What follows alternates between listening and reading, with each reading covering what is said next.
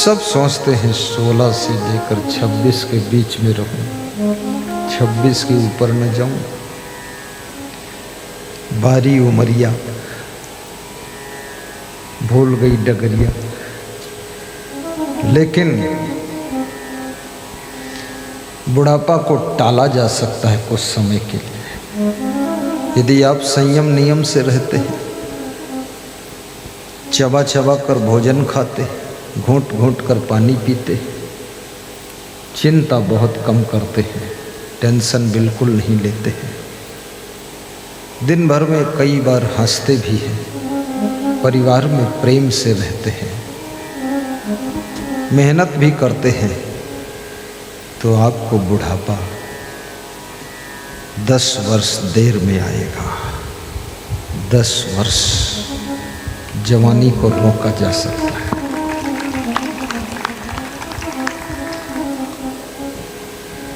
प्रयास करके देख लेना, जिस जवानी को 10 वर्ष रोका जा सकता है उसको 12 वर्ष भी रोका जा सकता है। और ट्राई करो।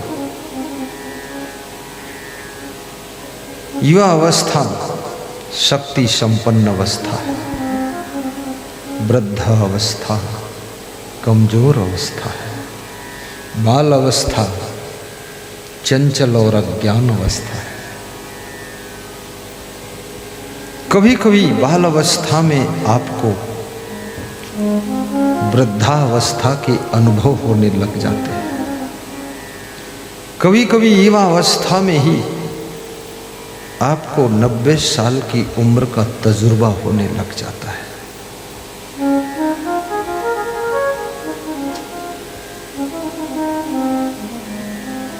एक बालक जयपुर में मुझको मिला, मुकुल शर्मा नाम है, विष्णु शर्मा का बेटा है। उसकी उम्र तो 16 साल है, लेकिन बातें करता है लगता है 80 साल का होगा। तो मैंने कहा, मुकुल इतना ज्ञान कहाँ से हुआ? बोले, पूर्व जन्म में भी संतों की कृपा रही थी, इस जन्म में भी संतों की कृपा है। तो 16 साल की उम्र में 90 वर्ष का तजुर्बा हो चुका है। बूढ़ों जैसी बात भी करता है, बड़ी सोच रखता है, मंद मंद मुस्कुराता रहता है। कभी जोर से ना हंस सको तो मंद मंद मुस्कुराया करो। तेरी मंद मंद मुस्कनियाँ बलिहार जाऊं गुरुजी, बलिहार जाऊं राघव जी, बलिहार जाऊं भगत जी। तेरी मंद मंद मुस्कनियाँ,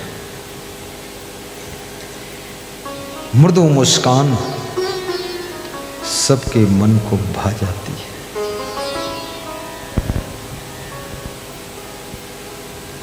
मीठी मीठी बातें सबके दिलों में स्थान बनाती है।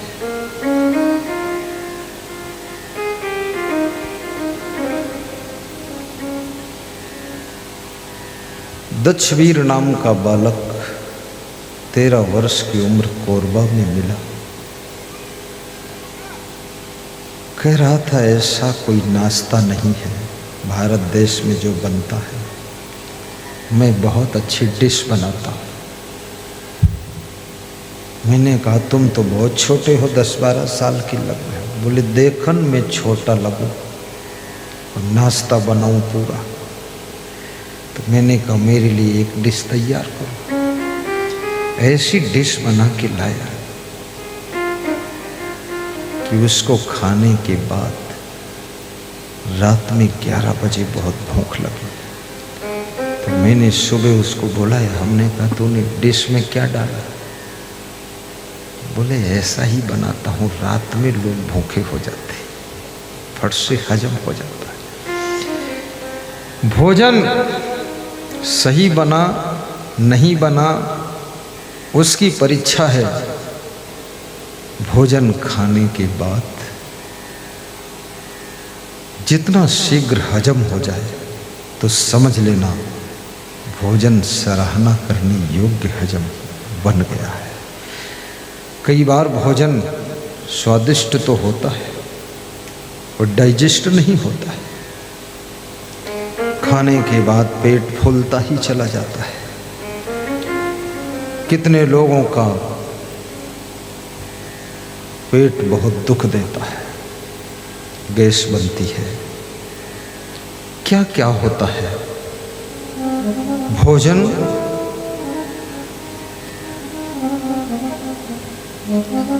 की कैटेगरी भी डाइजेशन को प्रभावित करती है। इसलिए भोजन बनाने वाले लोग प्रेम से भोजन बनाए, कम कम मसाला यूज करें